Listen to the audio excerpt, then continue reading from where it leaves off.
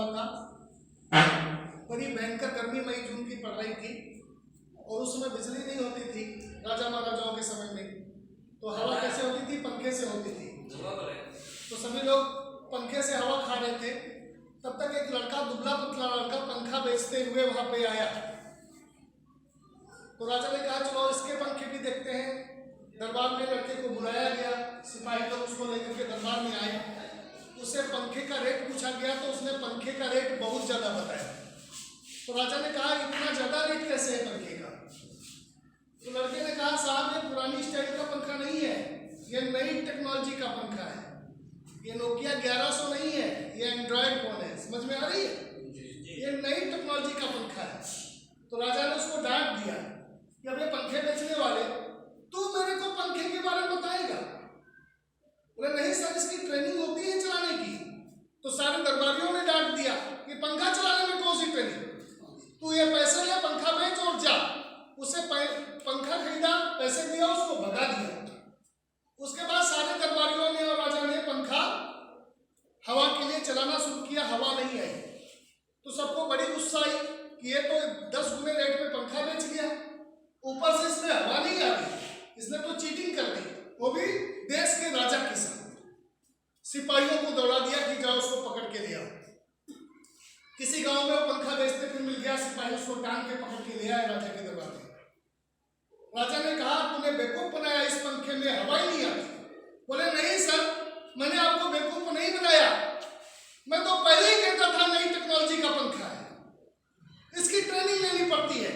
लेकिन आप मेरी बात सुनने के लिए तैयार नहीं थे, आप मेरी बात मानने के लिए तैयार नहीं थे। आपने तो पैसे दिए, पंखा खरीदा, मेरे को भगा दिया, आपको चलाने नहीं आता। तो सबने कहा भाई तू ट्रेनिंग दे दे कैसे होती है। उसने कहा यहाँ पर इस नई टेक्नोलॉजी में, पुरानी टेक्नोलॉजी में तो पंखे को हिलाते थे, हवा आती थी। इस नई टेक्नोलॉजी में पंखे को बिल्कुल नहीं हिलाना है, यूं पकड़ना है, मुंह के आगे ले जाना है और मुंह को ऐसे ऐसे करना है, हवा आएगी। यस यस, ये भी नई टेक्नोलॉजी हम लेकर के आए हैं। आपको ध्यान से देखना है, जो काम आप कर रहे हो वही काम करना है। यही काम करके आपने लोगों को करोड़पति अरबपति बना दिया और यही काम करके आप और आपके आगे की पीढ़ियां करोड़पति अरबपति बन सकती हैं। बस टेक्नोलॉजी बदली हुई है, पहले पंखा हिलाते थे और यहाँ पर मुंह हिलाएंगे, हवा आएगी। यस, तैयार? ओके। अभी जब नोकिया 1100 या 3315 नहीं आया था तो सबसे पहले फोन कौन सा चलता था? किर किर किर, हेलो चलता था, लैंडलाइन फोन। तो लैंडलाइन फोन को टेक्निकल भाषा में क्या बोलेंगे? 1G telephone. 1G, ये क्या था? 1G। आप नंबर डायल करते थे और तारों के थ्रू आपकी बात देश विदेश होती थी। अभी आपके गांव में किसी के लैंडलाइन बचा है नहीं क्या? कब खत्म हो गया लैंडलाइन, आप जान ही नहीं पाए। Okay, 1G telephone, landline telephone का आविष्कार किसने किया था? ग्राहम बेल ने किया था। यस, टेलीफोन का आविष्कार ग्राहम बेल ने किया था। ओके, कितने साल पहले तक आपके गांव में लैंडलाइन टेलीफोन हुआ करते थे? क्या आप मुझे याद दिलाएंगे? 15-17 साल पहले, यानी कि 15 साल पहले आपके गांव में लैंडलाइन टेलीफोन होते थे। और 2G नेटवर्क, यानी कि आपका मोबाइल नेटवर्क लखीमपुर डिस्ट्रिक्ट में कब आया? किस ईयर में आया? 2002 के पास। ये 2002-3-4 में आया। मान लीजिए 2003 में आया। ओके, 2G, 1G से 2G 15 गुना पावरफुल था। कितने गुना? केवल 15 गुना। इस वाले में तार साथ में लगा रहता था, इसमें तार साथ में रखने की जरूरत नहीं थी। इस वाले फोन में आप मोबाइल नंबर भी सेव कर सकते थे। इस वाले फोन में आप गेम भी खेल सकते थे। इस वाले फोन में रेडियो भी बजा सकते थे। कुछ फोन ऐसे आए थे। इस फोन में आपको कैलकुलेटर भी मिल गया था। इस फोन में आपको घड़ी भी मिल गई थी। यानी कि 15-20 चीजें आपको एडिशनल जो इसमें नहीं होती थी, इसमें मिल गई।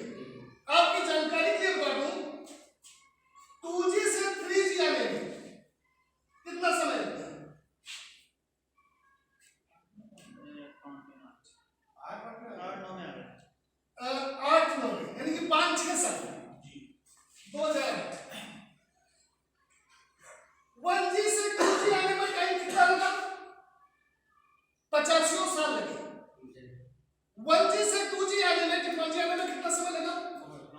85 साल लगे। साल तो ज्यादा लगे, 50 साल। 2G से 3G आने में समय कितना लगा? ओके, अभी सारे लोग कौन सा यूज करते हैं?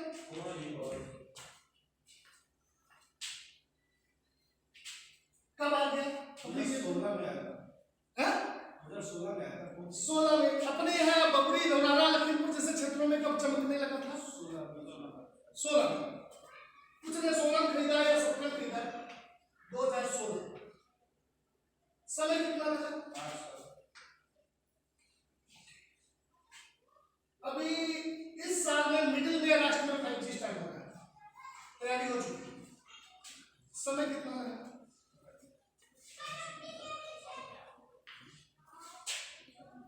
2019 में अपना बात करें, जापान 6G की तैयारी कर चुका है, बहुत जल्दी स्टार्ट हो रहा है। इसी साल स्टार्ट हो चुका है। समय कितना लगा? यूएस में 7G चल रहा है। यूएस में 7 चल रहा है, अपने जी के पास टेक्निकल इन्फॉर्मेशन कर रहा है। निष्कर्ष क्या निकला? ओए, पहले परिवर्तन होता था युगों में। आपने रामायण में पढ़ा, द्वापर युग, त्रेता युग, कलयुग, सतयुग, हजारों लाखों साल पे युग बदलते थे। अभी परिवर्तन हो रहा है मिनटों में, सेकंडों में। और अगर हम इस परिवर्तन के साथ अगर नहीं चलेंगे या इस परिवर्तन को नहीं अपनाएंगे तो हम खत्म हो जाएंगे सब। यस, 2019 में ऐसे फोन आ रहे हैं जिसमें सिम नाम की चीज नहीं रह जाएगी, जिसमें मेमोरी कार्ड नाम की चीज नहीं रह जाएगी। पहले मेमोरी कार्ड कैसे आते थे? हथौड़े जितने बड़े बड़े, इतने बड़े। अभी 256 GB, 512 GB का मेमोरी कार्ड कितना बड़ा है? कितना बड़ा, निकल सकते हो आप। और अभी जो फोन आ रहे हैं 2-4 महीनों के अंदर 1 टेराबाइट इंटरनल मेमोरी होगी, यानी कि 1000 GB मेमोरी ही होगी फोन की। उसमें आपका 256 GB, 512 GB का मेमोरी कार्ड कर क्या लेगा? यस, समझ में आ रहा है? ओके, सिम नाम की चीज खत्म हो जाएगी। सिम की स्लॉट ही नहीं होगी फोन के अंदर, सिम वाला सॉकेट ही नहीं होगा, ई सिम पड़ेगी। जैसे यूट्यूब से आप गाने, म्यूजिक, वीडियो डाउनलोड करते हो, अपना नंबर डाउनलोड करते हो। यस, ये क्या है? परिवर्तन है। जो परिवर्तन के साथ चलेंगे वो बड़ी फाइट करेंगे, बड़ी कामयाबी लेंगे। जो परिवर्तन के साथ नहीं चलेंगे तो बहुत से अपवाद आपको बबरी में मिल जाएंगे, जो 33, 15, 1100 अभी भी झेल रहे होंगे। यस यस, आगे काम की बात करते हैं।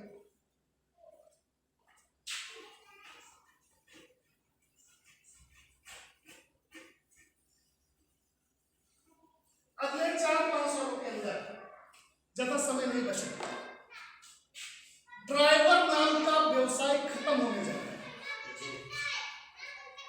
आपकी गाड़ियों से स्टीयरिंग गायब होने जा रहा है।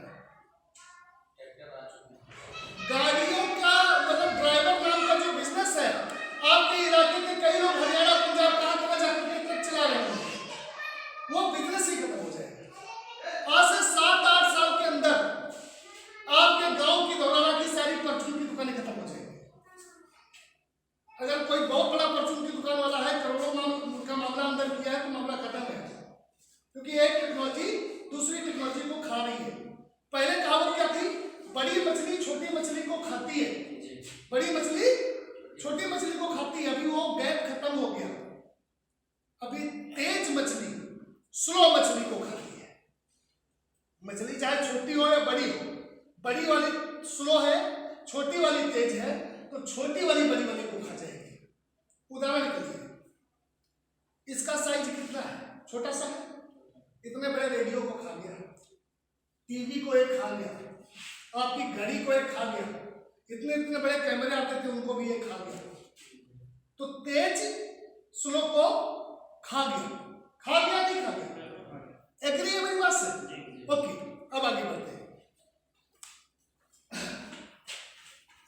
अब जो 10 से 15-20 मिनट में चर्चा करूंगा उसको दिमाग खोल के सुने, क्योंकि हमारे गुरु चंद्रनारायण जी जो 20 जनवरी को लखीमपुर आ रहे हैं, उस मीटिंग की तैयारी करने के लिए मैं आया हूं।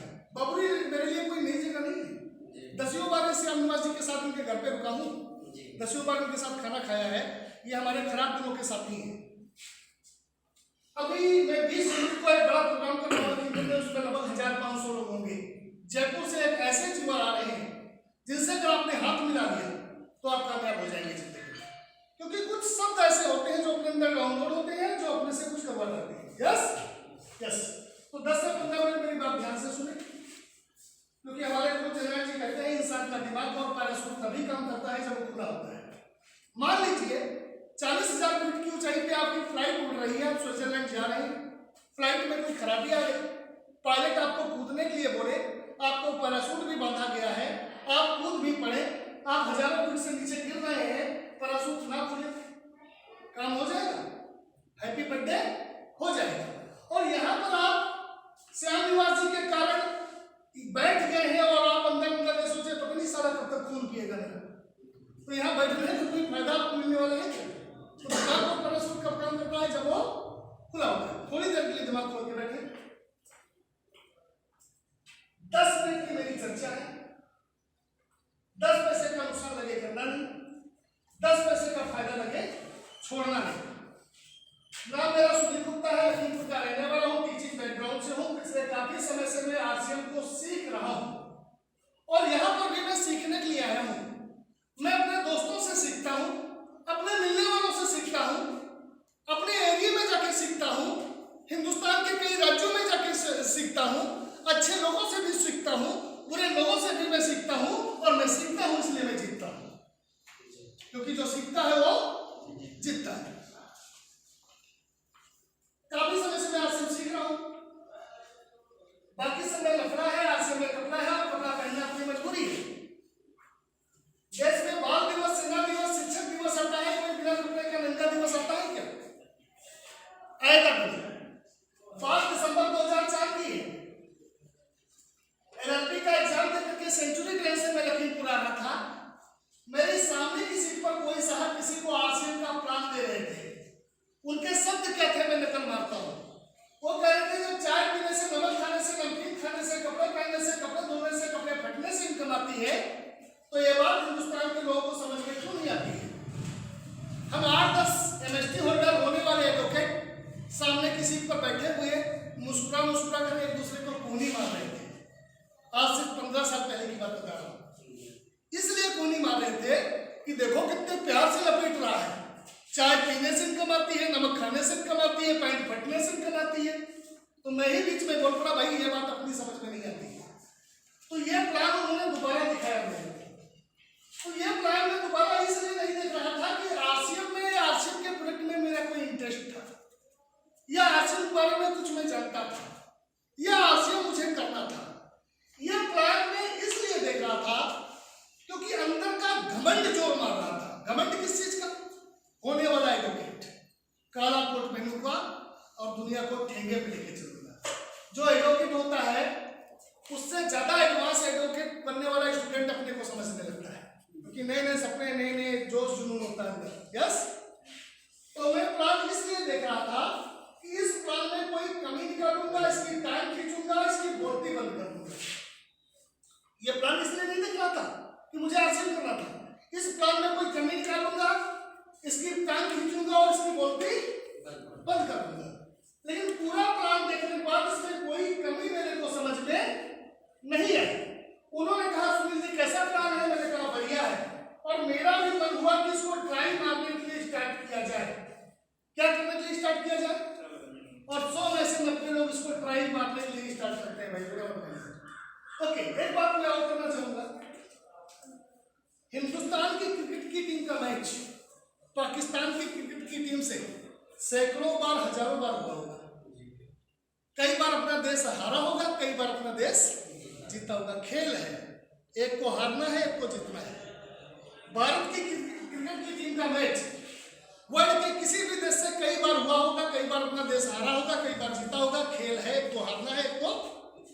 हिंदुस्तान की हॉकी की, बैडमिंटन की, फुटबॉल की टीम का मैच पाकिस्तान को क्या किसी भी देश से करा लो, कई बार अपना देश हारा होगा और कई बार जीता होगा। खेल है, किसी एक को जीतना है, एक को हारना है। लेकिन हिंदुस्तान की कबड्डी की टीम का मैच गारंटी, दावा, चैलेंज के साथ कह सकता हूं, हिंदुस्तान की कबड्डी की टीम का मैच पाकिस्तान को क्या वर्ल्ड के किसी भी देश से करा लो, कबड्डी का मैच हिंदुस्तान कभी नहीं हार सकता, क्योंकि साला कबड्डी पैदाइशी नंबर 1 होते हैं। यस, जिंदगी में हम कुछ सीख पाए या ना सीख पाए, लेकिन अपने गांव का, अपने बीच का दोस्त निकल रहा है, टांग खींच ले, ना निकलने दे ना खुद निकल। रिश्तेदार कामयाब हो रहा है, उसकी टांग खींच ले, ना खुद कामयाब कर ना उसको होने दे। ये माहौल होता है नहीं होता है? होता है। मैं भी टांग खींचने की प्लानिंग कर रहा था, बंदा तेज था, टांग खींचने का मौका नहीं दिया, टांग खींचने का मौका नहीं दिया। उसका मैंने मजबूती से हाथ पकड़ लिया, उसको गुरु मान लिया। आज 14-15 साल से वो जैसा बोलते हैं वैसा मैं करता हूँ। वो बोलते हैं दिन नहीं रात है तो मैं रात मान लूंगा।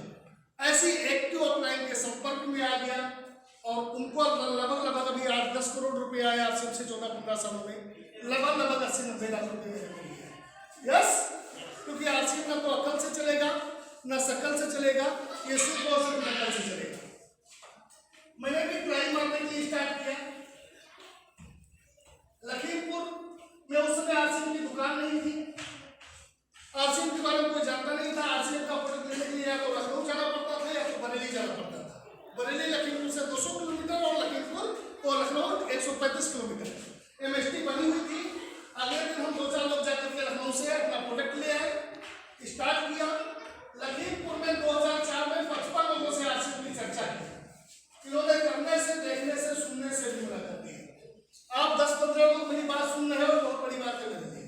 शुरू में इन लोगों ने इसको देखने से, करने से, सुनने से भी मना कर दिया। इनको मैं समझाने गया, इन्होंने उल्टा मेरे को पता नहीं क्या क्या समझा के भेज दिया। यस, जितना बुरा मेरे साथ हो चुका है उतना बुरा अब आपके साथ नहीं होगा, क्योंकि तब माहौल नहीं था, आज माहौल है। यस यस, 5 लोगों ने हमारी बात मानी। 5 लोगों के ज्वाइन करने से, बात मानने से, इसका प्रोडक्ट यूज करने से जनवरी 2005 में मेरी पहली इनकम 645 रुपये आई।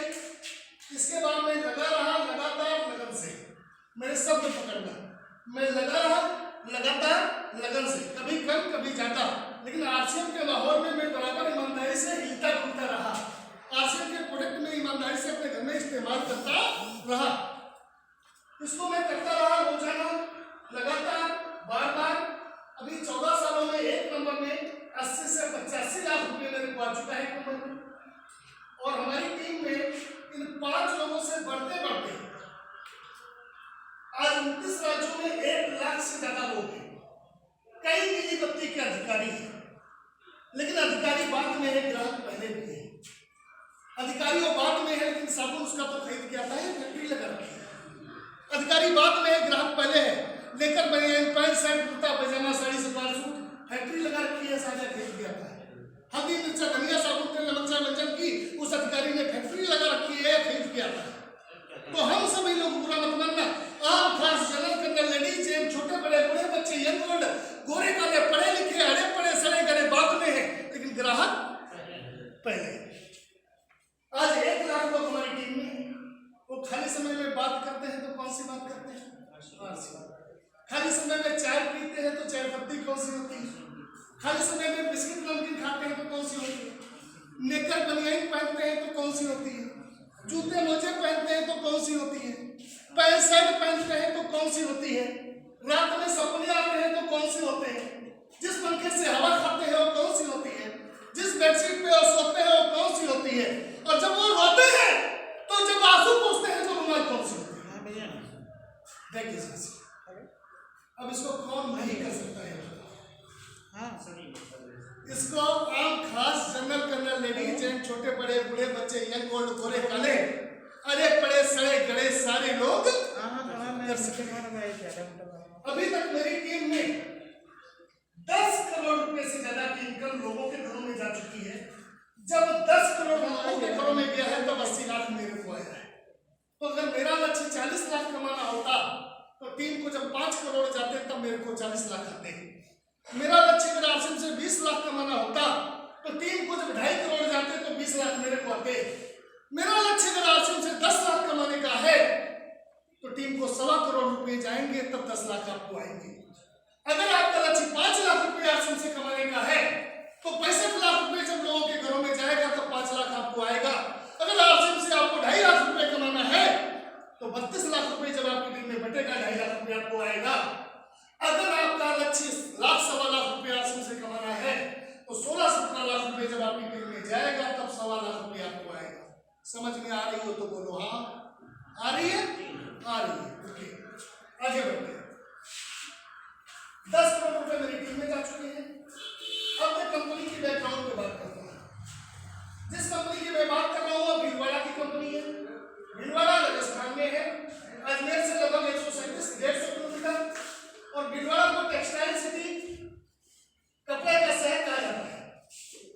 फिरोजाबाद चूड़ियों का शहर, आगरा पीठा का शहर, अलीगढ़ ताले का शहर, सूरत हीरे का शहर। सबसे ज्यादा हीरे का बिजनेस पूरे हिंदुस्तान में कहाँ होता है? सूरत में होता है। वैसे ही भीलवाड़ा कपड़े का शहर, यहाँ घर घर में कपड़ा बनता है। हिंदुस्तान में 68% कपड़ा भीलवाड़ा से ही बनकर के आता है। हम लोग दुकान पर जाते हैं, दुकान पर जाकर के कपड़े की 2 बार ऐसे करते हैं, रेट और क्वालिटी कलर समझ में आता है तो कटा लेते हैं, सिला लेते हैं, पहन लेते हैं। आज तक पूरे वर्ल्ड के साइंटिस्ट रिसर्च कर रहे हैं कि सारा हिंदुस्तानियों की उंगलियों में, इन 2 उंगलियों में कैसे 2 सुपर कंप्यूटर लगे हैं जो ऐसे करके कपड़े क्वालिटी पता करते हैं। ये आप नकल मारते हैं। बाबा भी जब कपड़े दुकान पर जाते थे तो 2 मिनट ऐसे करते थे। पापा की उंगली पकड़ के जब हम दुकान पर गए तो पापा भी 2 मिनट ऐसे करते थे। तो होता इससे कुछ नहीं है, लेकिन हम भी जब दुकान पर जाते हैं तो 2 बार ठीक है करते हैं, नहीं करते? ये कुछ नहीं है। कपड़े को ऐसे कभी आप चेक ही नहीं कर सकते। केवल एक टोटका है जो बाबा किस समय से चला रहा है और हम उसको जिंदा रखेंगे। यस यस, 68% कपड़ा भीलवाड़ा से आता है। इस कंपनी का पूरा नाम है फैशन शूटिंग प्राइवेट लिमिटेड। यह कंपनी 1977 से कपड़े का निर्माण कर रही है। हिंदुस्तान की 10 बड़ी कपड़ा कंपनियों में से एक है। 15 अगस्त सन 2000 को इस कंपनी के मालिक त्रिलोकचंद छाबड़ा जी के मन में एक विचार आया और उन्होंने आरसीएम की स्थापना की। आरसीएम की फुल फॉर्म है right concept marketing. Right concept marketing की हिंदी होती है खरीदारी का सही तरीका। तो खरीदारी का सही तरीका अगर आरसीएम है तो इससे पहले वाला तरीका, जब सही है तो पहले वाला क्या होगा? WCM है। पहले वाला तरीका जहां से पापा ने, बाबा ने, हमने खरीदारी की मार्केट से, वो WCM है, रॉन्ग कॉन्सेप्ट मार्केटिंग। वहां से हमने लक्ष्य खरीदे या घर का सामान खरीदा, उनको अमीर बनाया। वहां से हमने अपनी जरूरत की चीजें खरीदी, उनको अमीर बनाया। ध्यान दीजिए मेरी बात पे। बाबा के समय में बबुरी में या धोलारा में जो छोटी सी दुकान हुआ करती थी या खोखा रखा हुआ करता था, आज वो बंदा करोड़पति हुआ या नहीं हुआ? चेक कर लो। आज से 50 साल पहले, 60 साल पहले की किसी भी दुकान पर अपना एंटीना ले जाओ। जो आज से 50-60 साल पहले बड़ी दयनीय स्थिति में छोटी सी दुकान रख करके बैठा था, उसकी दुकान आज करोड़ों की हो गई। उसका मकान की वैल्यू आज करोड़ों की हो गई या नहीं हो गई? कैसे हो गई? हमारे बाबा ने खरीदारी कर करके उसको अमीर बनाया। हमारे पापा ने खरीदारी कर करके उसको अमीर बनाया। हम भी उसी ढंगे पे चल रहे हैं, खरीदारी कर करके हम उसको अमीर बना रहे हैं। अरे जब हमारे बाप का नाम ने उसको करोड़पति बना दिया तब आरसीएम नहीं था, आज आरसीएम है, राइट कॉन्सेप्ट मार्केटिंग है। तो अगर हम अपने बाप के हैं, सब बाप के हैं, तो वसूल कर लेंगे। Yes yes yes. RCM right concept marketing, खरीदारी का सही तरीका। आरसीएम का सिस्टम एक व्यक्ति से शुरू हुआ आज से 18 साल पहले, पूरे भारत में चल रहा है। एक शहर भीलवाड़ा से शुरू हुआ, पूरे भारत में ये चल रहा है। एक प्रोडक्ट से शुरू हुआ, कपड़े से 700 से ज्यादा प्रोडक्ट है। एक दुकान से चालू हुआ, 15,000 से ज्यादा दुकान खुल चुकी है। और इस बबुरी जैसी छोटी सी जगह पर आरसीएम की दुकान खुल चुकी है। एक बार इसके लिए भी जोरदार तालियां। इस बबुरी जैसी छोटी सी जगह पर आरसीएम की दुकान खुल चुकी है, जिसमें ना तो मेरा प्रयास है, ना विनोद जी का प्रयास है, ना श्याम जी का प्रयास है। यह सिस्टम की वजह से खुल चुकी है। यस। और सेना के हमले को तो रोका जा सकता है, लेकिन किसी क्रांतिकारी विचारों को रोका जा सकता है क्या? नहीं रोका जा सकता। 15,000 दुकानें खुल चुकी है। एक डिपो से स्टार्ट हुआ, 150 डिपो है। एक डिपो पे 5 करोड़ का माल रहता है इसमें, बुरे 150, 750 करोड़ का माल डिपो पे पड़ा है। एक दुकान पे 2 से 3 लाख का माल हर समय रहता है। 2 लाख का ही माल। 15,000 दुकानें आपके पूरे हिंदुस्तान में है। 10-15 दुकानें तो आपके पूरे जिले लखीमपुर में होंगी। 4 दुकानें हमारे लखीमपुर में खुल चुकी हैं। एक हमने बसरिया खोल दी है, कटोली खोल दी है, मिरपुरा खोल दी है, ननपरा खोलने जा रहे हैं, जगरवचग्राम खोलने जा रहे हैं, निघासन खुल चुकी है, सिगाई खुल चुकी है, दुनिया खुल चुकी है, बलिया खुल चुकी है, सोनपुरा में इसी महीने में खोलने जा रहे हैं। ये है हमारी कार्रवाई। तो बराबर है, बढ़ रहा है, कितना बढ़ रहा है? 15,000 दुकानों का 2 लाख का भी माल पड़ा है, तो 15,000 में 2 लाख, जीरो बहुत लगेगी आगे। यानी कि हाथी बड़ा है लेकिन अंधेरे कमरे में खड़ा है, अभी केवल पूछ दिख रही है। ओके, अब मेरी बात पे ध्यान दीजिए, आप लोग आरसीएम करें या नहीं करें, लेकिन हिंदुस्तान के कोने कोने में पहुंच गया।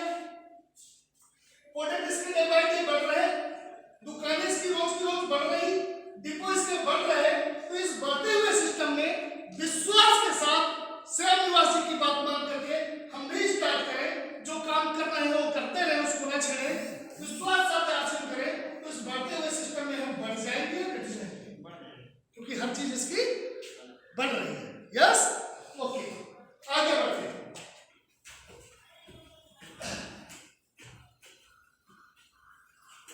इस कंपनी का मालिक का कहना है, क्या कहना है? चूंकि मैं आपसे बातचीत करने के लिए आया हूं, बातचीत एक तरफ से होती है, दोनों तरफ से होती है। तो अगर मैं आपसे कुछ पूछूं आप ना बोलो, क्योंकि हिंदुस्तान का आदमी की दिक्कत है, 5 ग्राम की जुबान नहीं हिलती, 5 किलो का सिर हिल जाता है। तो बातचीत में अगर आपसे थोड़ा जवाब मेरे को मिले तो हम बढ़िया कुछ कर ले जाएंगे, नहीं कर ले जाएंगे? तो आप यस या नो में मेरी बात का जवाब दोगे, और यस या नो भी बोलोगे तो जिंदा आदमी का बोलोगे। Yes yes. इस कंपनी के मालिक का कहना है, क्या कहना है? हिंदुस्तान की आबादी 100% 132 करोड़ से ज्यादा है। यस और नो? यस। जिंदा घूमता है। यस और नो? Yes yes. 100% लोग कपड़ा पहनते हैं। यस और नो? गरीब गरीबी वाले पहनते हैं, अमीर अमीरी वाले पहनते हैं। 100% लोग साबुन तेल नमक चाय मंजन हल्दी मिर्चा धनिया इस्तेमाल करते हैं। यस और नो? यस। 100% लोग खाली समय में बातें करते हैं। यस और नो? अभी भी इस बबुरी में 20 जगह फड़ लगी होगी, और क्या बात चल रही होगी मैं बता देता हूँ, यही बता देता हूँ। इनकी अच्छाई, इनकी बुराई, इनको मार दिया, इनको पटक दिया, इनको गिरा दिया, इनको हटा दिया, इनको उठा दिया, इनको भगा दिया। वो लाल वाली, पीली वाली, नीली वाली, गीली वाली, घूंघट वाली, मोदी 3 सीटें हार गया, अपने को क्या मिला? बातें ये चल रही होगी, कैलोरी खर्च हो रही होगी, टाइम खर्च हो रहा होगा, और उसका रिजल्ट क्या आएगा? वैसा जीरो। यस, 100% लोग बातें करते हैं। ये सब करना अपनी 100% मजबूरी है। चेक कर लो, कपड़े पहनना, प्रोडक्ट यूज करना, बातें करना, मजबूरी पूरी करने वाला व्यापार 100% चलता है। आपके गांव की परचून की दुकान कभी घाटे में जाती है क्या? क्योंकि लोगों की मजबूरी पूरी करती है, और मजबूरी पूरी करने वाला व्यापार कभी घाटे में नहीं जाता। आरसीएम क्या है? आरसीएम नई टेक्नोलॉजी से जुड़ा हुआ एक परचून की दुकान ही तो है, और क्या है? यस, मजबूरी पूरी करने वाला व्यापार 100% चलता है। इसको अपने करे या नहीं करे, ये 100% चल रहा है, चलेगा। दुनिया की कोई ताकत इसको रोक नहीं सकती। भाई कल्लू राम नहीं करेगा, गंगा राम तैयार बैठा है। गंगा राम नहीं करेगा, राधे श्याम तैयार बैठा है। राधे श्याम नहीं करेगा, श्याम मनोहर तैयार बैठा है। श्याम मनोहर नहीं करेगा, राम मनोहर तैयार बैठा है। राम मनोहर नहीं करेगा, आपका श्याम निवास भाई तैयार बैठा है। श्याम निवास नहीं करेगा, अपना अभिनव भाई तैयार बैठा है। अभिनव जी नहीं करेंगे, गुप्ता जी करेंगे। गुप्ता जी नहीं करेंगे, वर्मा जी करेंगे। वर्मा जी नहीं करेंगे, शर्मा जी करेंगे। शर्मा जी नहीं करेंगे, बनर्जी करेंगे। बनर्जी नहीं करेंगे, चटर्जी करेंगे। चटर्जी नहीं करेंगे, खान साहब करेंगे। लेकिन ये चलेगा, दुनिया की कोई ताकत इसको चलने से रोक नहीं सकती। यस, समझ में आ रही तो बोलो हाँ।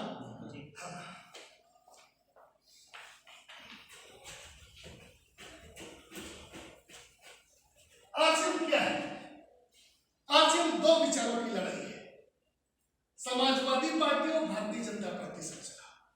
ठीक, ये बड़ा राजनीतिक गांव है, मेरे को पता है, तो थोड़ा उस पर आगे दे देता हूं। आरसीएम क्या है? आरसीएम 2 विचारों की लड़ाई है। एक तरफ मार्केट का विचार है, और एक तरफ कौन सा विचार है? आरसीएम का विचार है। मार्केट में मार्केट की भी दुकानें खुली है, और मार्केट में आरसीएम की भी दुकानें खुली है। प्रमाण के लिए आपका बबरी गांव,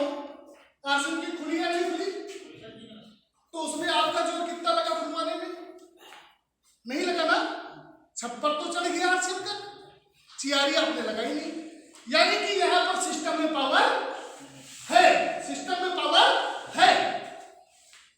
मार्केट में मार्केट की भी दुकानें हैं, मार्केट में आरसीएम की दुकानें हैं, चाहे वो हिंदुस्तान का कोई भी स्टेशन हो, चाहे गांव हो, चाहे शहर हो, चाहे कस्बा हो, मार्केट में मार्केट की भी दुकानें हैं और मार्केट में आरसीएम की भी दुकानें हैं।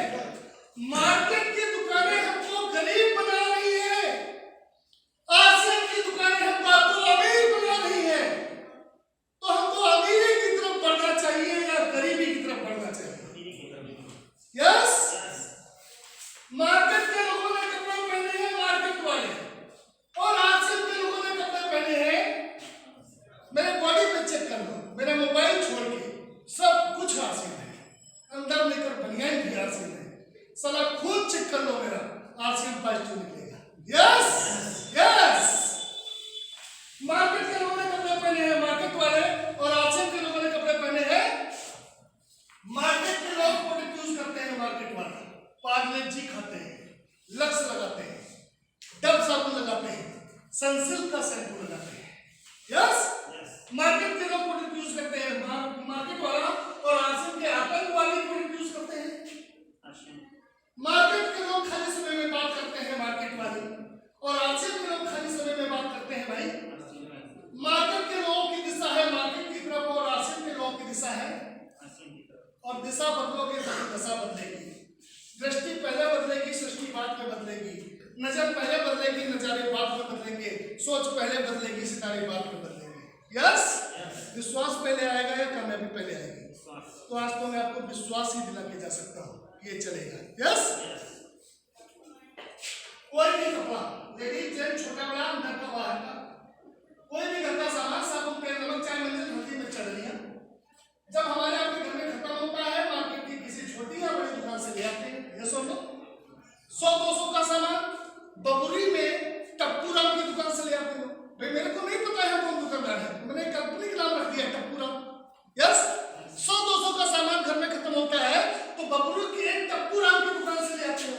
1000-2000 का सामान आप लाना होता है तो लखीमपुर या घोरारा के किसी थोक दुकानदार से लाते हो। थोक दुकानदार अपना चाचा या टाउन नहीं लगता, थोक दुकानदार से इसलिए लाते हो क्योंकि वो 100-50 सस्ता दे देता है। थोक का सामान जनरल से 150 सस्ता मिल जाता है। ये सामान हम मार्केट की दुकान से लाते हैं, ये सामान हम नगद पैसा लेकर के लाते हैं। क्या वो दुकानदार कोई सेल टैक्स, वैट या जीएसटी लगा पक्का बिल देता है आपको? वो टैक्स की चोरी करता ही करता है। क्यों करता है? क्योंकि वो जहां से सामान लाता है वो उसको पक्का बिल नहीं देता। यस। वो जहां से लाता है आगे उसको पक्का बिल नहीं मिलता। तो टैक्स चोरों की पूरी यूनियन ऊपर से नीचे तक बनी हुई है। तो वो आपको जीएसटी लगा, सेल टैक्स लगा, वैट लगा, पक्का बिल नहीं देता। चाहे आप 100 रुपए का सामान खरीदो, चाहे 10,000 का खरीदो, आप भी पढ़े लिखे होकर के पक्का बिल नहीं मांगते, यानी उसकी चोरी में आप सहयोग करते हैं। और यहाँ पर सारे जागरूक लोग बैठे हैं, बुरा मत मानना भाई, आपके घर में चोरी हुई और मैंने उस चोरी में सहयोग दिया तो मेरे को क्या कहोगे? चोरी में सहयोग देने वाले को क्या कहेंगे? ऊंचा सुनता हूं, क्या कहेंगे? चोरी कहेंगे। 100 में से 99 लोग अपना देश मान, वो चोरी कर रहा हूं, सहयोग दे रहे हैं, चोर बनते हैं। यस। सामान को घर लाते हैं, इस्तेमाल करते हैं, टाटा ताजा मूंगी की चाय पीते हैं, पाले बिस्किट खाते हैं, हल्दीराम का भुजिया खाते हैं, लक्ष्य नहाते हैं, फिर से कपड़े धोते हैं, पैकेट खाली हुआ अपने को क्या है? बाबा का भी पैकेट खाली होता था, क्या होता था? पापा का भी